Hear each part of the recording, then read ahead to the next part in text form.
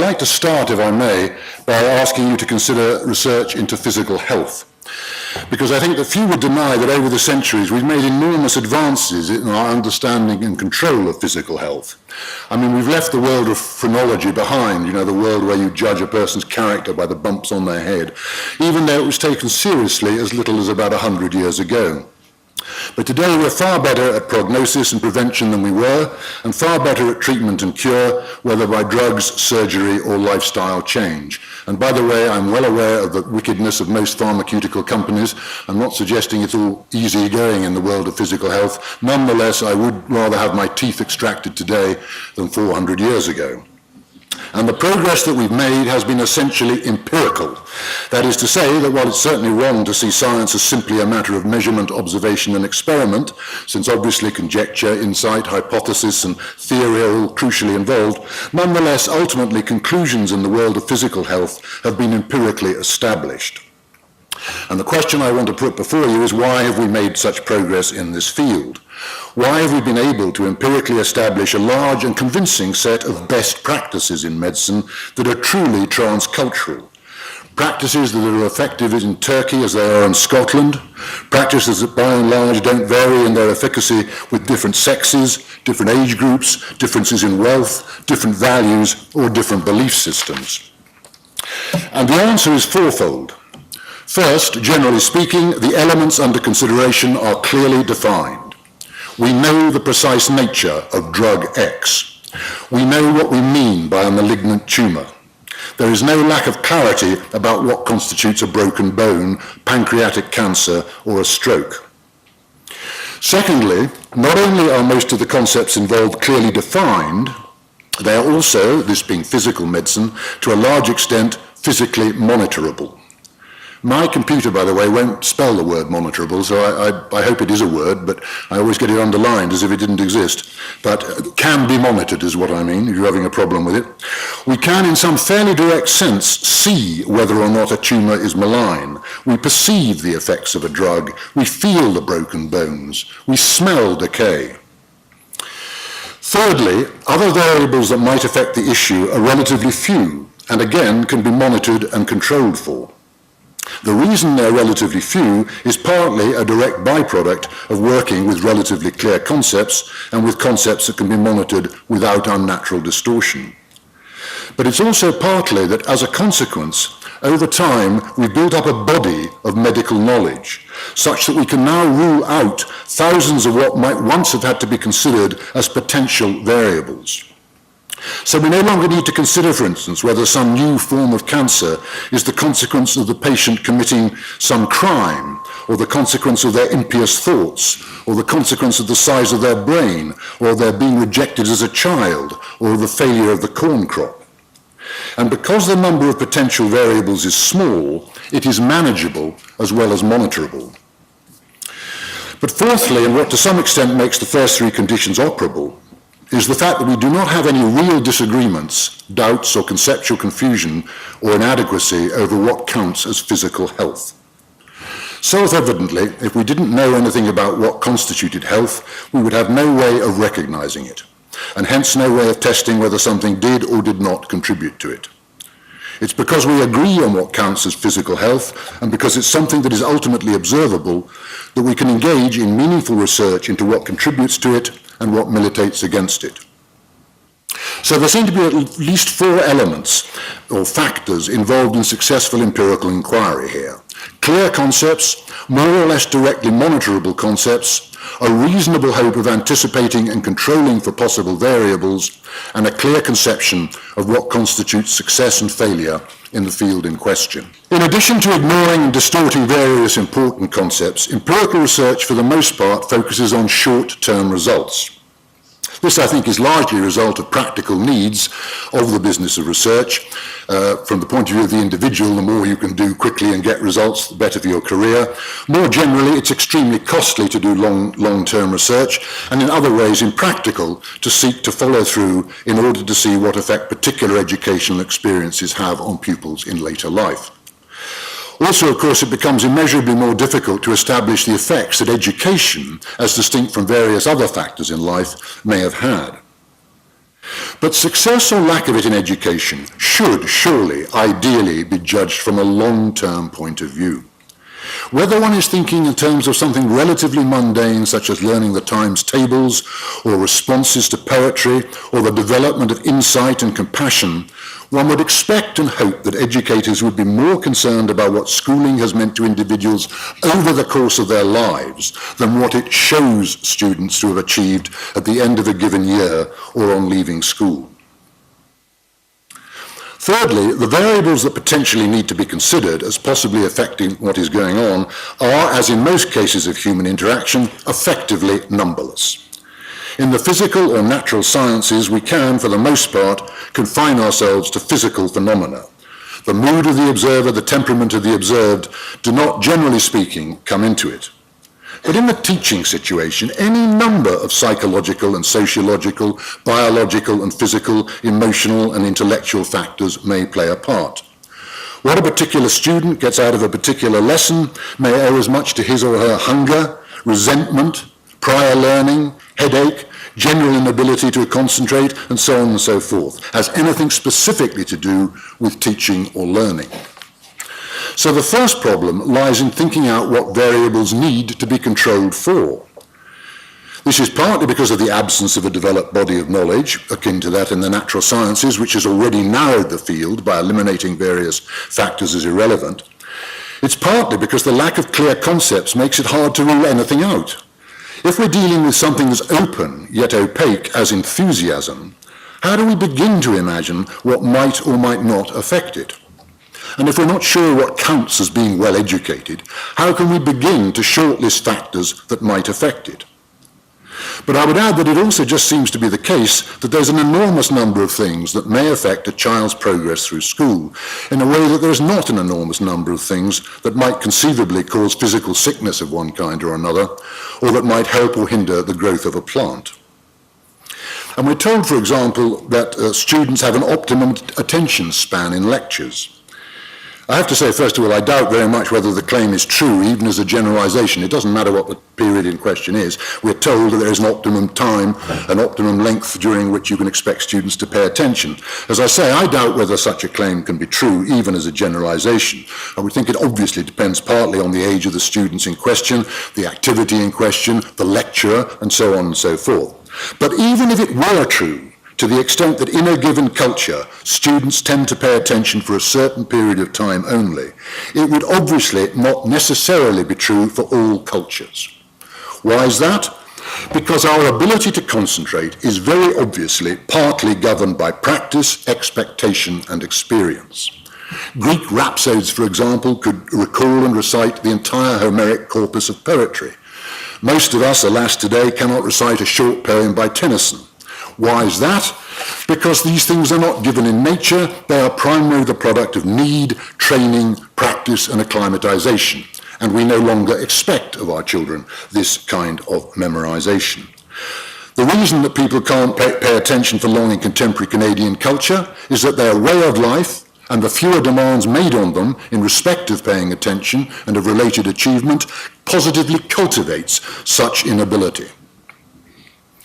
Fourthly, and most importantly, and most obviously, the end is not clear. What counts as success is neither spelt out nor agreed on. Education being a prime example of what W.B. Galley famously called an essentially contested concept. I am, of course, mindful here of David Carr's excellent opening paper when he drew a distinction which I did venture to raise a doubt about, but nonetheless a distinction between senses of a word and different conceptions. But even if I concede everything to David, which I tend to do because it makes life easier, it's not going to affect my argument here, I don't think. But I just want to make it clear I'm not ignoring the possibility that you know, he wants to, in some sense, say let's not get hung up on this notion of an essentially contested concept. Sometimes it isn't that at all. Okay, let's allow that. I think what I'm going to say, as I say, will not be affected. Now, it happens that what on earth is one to make of the claim that research shows that such and such a teaching method is effective? Full stop. Period. Without qualification. What are we to make of the claim that this is best practice or the appropriate method? Effective to what end? Best in the light of what view of success? The appropriate method in respect of what cultural ideal? Now, in practice, as we've seen, it's always a short-term end or set of ends, and an end that is observable or monitorable. That's to say, we continue to see success defined in short-term, monitorable terms. Even in the university context, we see it happening as we're increasingly confronted with assessment exercises. These are allegedly concerned with quality of our teaching and scholarship, but in fact, they're nothing more than quantitative counts of our publications, of monitorable activities such as conference attendance, of grant dollars brought in, and of student perceptions of our competence. Just as it's true, in other words, that as E.C. Boring, a name I love, E.C. Boring, the IQ researcher, said, IQ is simply what IQ tests, so it's true that what empirical researchers mean by educational success is simply success on their instruments and tests. The crucial question is thus whether their view of success is sufficiently compelling, whether short-term success on their tests and instruments, usually of observable skills, is satisfactory as a definition of educational success. In my view, it never is, it never has been, and it never can be. Now, I've been criticised in the past on the grounds that even if I'm right in saying that research has not produced many, if any, significant laws of teaching, it's nonetheless unreasonable of me, for example, to quote, and I'm quoting here, to fail to take notice of a body of research that found that a high percentage of a large number of autistic children found it easier to follow instructions that were written down rather than communicated orally. That is a quotation, and it's slightly oddly worded, so I'll just read it again. The charge made against me was that I am unreasonable, which may be true, but this was the reason that I am unreasonable, which may not be true. I am unreasonable because I failed to take notice, for example, of a body of research that found that a high percentage of a large number of autistic children found it easier to follow instructions that were written down rather than communicated orally. But if I did ignore such research, how unreasonable am I being? Now, the specific numbers in question are not given here, but if we generously assume that both the large number and the high percentage, referred to in this quotation from Lorraine Foreman Peck, by the way, are 75% of their totals, then we're being told that 75% of a group of autistic children respond better to written instruction. That is in fact to say that 56 out of 100 autistic children studied responded better. Now, this does not seem to me to constitute particularly helpful information for a teacher faced with her own class of autistic children, not the 100 involved in the study in question. I would say, 56 out of 100, I would say given the odds, she would be far better advised to study the particular students in her own class and draw her own conclusions about what they, being the individuals they are, even if we label them all autistic, need than to proceed unthinkingly in line with a very broad generalization based inevitably, for reasons that I've given, on inappropriate and hence inadequate research methodology. But I've also been criticised for failing to make it clear as to whether I reject all empirical research in education. So I'm glad to take this opportunity to say, of course not. It might be the case that all, or even let's just say 90% of autistic children respond better to written instructions after extensive, repeated study. If such were the case, it might be possible to carry out research that convincingly established the conclusion, and if it were true, I would regard it as useful information. But my argument so far has been, point one, that this could only be convincingly researched if first we had a clear and convincing conception of autism, if secondly that conception were something that is indeed monitorable, without distortion, and if thirdly we could rule out all other possible factors so as to be sure that it is being autistic in itself that determines a preference for written instruction, none of which in my view is the case. And my argument has also been, point two, that such conditions have certainly not been met in research into generic teaching methods. So I would like to suggest that the findings of empirical researchers in respect of teaching are generally speaking unhelpful and questionable. But they're also, I think, potentially dangerous. Less thoughtful teachers, teacher educators and administrators, assuming that since academic research is highly funded, since it is, quote, scientific, and since it's carried out by, quote, experts, it must be significant, may simply accept the conclusion that what matters is to follow the findings. The notion that there are rules naturally tends to promote the idea that good teachers are those who know them and follow them. That tends in turn to lead to practitioners who accept various prescriptions rather than those who take responsibility for analysing each situation for themselves. Thus, the view that we can establish the laws of teaching gets in the way of something supremely important. And here I begin to go parallel with Richard. Namely, our understanding of the fact that human actions and interactions are by their nature unique. It is our individuality that is being ignored, the particularity of every human encounter, and in turn our recognition that we are responsible for our actions. We are not victims of circumstance. We cannot live our lives fully and successfully by prescript.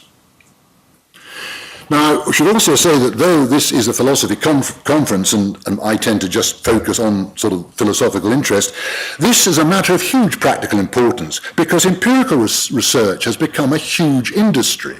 It's our tax dollars that are paying for this nonsense. And as already been mentioned, evidence-based research, which in a sense we're all in favour of, and we all value that people should have evidence, but it's been wrongly equated with empirical research. So huge sums of money are spent on empirical research projects in the social sciences, and in my view, the findings tend to be the driving engine in policy decision-making in North America and Britain. By contrast, philosophy, along with the humanities generally, tends to be dismissed by government and policymakers as being of no economic utility, and therefore, by their inadequate reasoning, of no practical value. What I've tried to suggest is that most empirical educational research, given the fact that it is empirical, which is to say by definition focused on the observable and immeasurable, proceeds as if and reinforces the idea that humans are essentially no more than automata who respond to stimuli. Philosophy reminds us that humans are not simply sophisticated machines or relatively complex animals, still less inanimate matter. Our possibly unique kind of linguistic capacity has led to the development of our minds, which in turn give us autonomy. We do not simply behave, we for the most part act intentionally and in the light of our reasoning, regardless of how inadequate or adequate our reasoning may be. To understand humans and their interaction, one needs to understand their reasoning, to enter their minds, to know their intentions. To understand any given human situation, one needs to understand its particularity. The ideal teacher seeks to develop in the student understanding and appreciation of, engagement with and commitment to worthwhile subject matter. To do that successfully requires primarily a clear idea of what that subject matter is and why one is studying it, and an openness to how one should proceed, coupled with the realization that how best to proceed has to be determined by combining insight into the particular situation with a firm eye on what one is ultimately trying to achieve or contribute to. In any business or activity, without an understanding of what you're trying to achieve, what constitutes a successful outcome, what you're aiming at, you cannot coherently plan your campaign, evaluate the steps along the way, or judge your success or lack of it. That understanding is what philosophy provides, and that is why philosophy matters in education. Thank you very much.